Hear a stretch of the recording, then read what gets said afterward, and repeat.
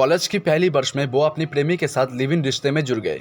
परिवार के तीव्र आपत्ति के बावजूद भी वो नहीं सुने। कुछ समय बाद जब वो गर्भवती हो गई तब प्रेमी उन्हें छोड़कर भाग गया। मोह भरी रोमांस की दुनिया से वो एक झटके में कठोर धरती के धरातल पर आ गिरी। शुरू हुआ जीने का और बच्चे को बचाने का संघर्ष। जन्म हुआ एक बेटे का, नाम रखा शिव सूर्य। शायद उनके अंधकारमय जीवन में यह बच्चा सूर्य बनकर चमकेगा। वो वापस घर लौटती है उम्मीदें लेकर कि शायद इस नए जीवन को देखकर उनके परिवार का दिल पिघल जाएगा, लेकिन वहां पर भी कोई आश्रय नहीं मिला। उन्हें निराश होकर वापस लौटना पड़ा। माँ सिर्फ जन्म देने से नहीं बनती, उसे पालना और बड़ा करना भी उतना ही जरूरी होता है।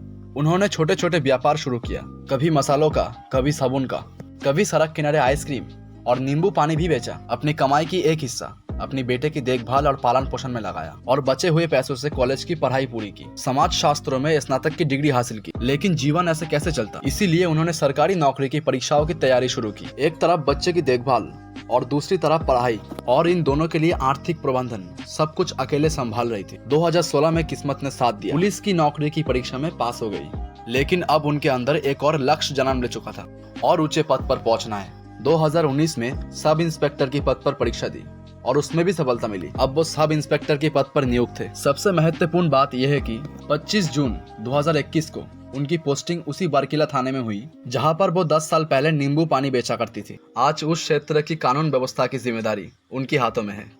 शायद जीवन का चक्र ऐसे ही पूरा होता है।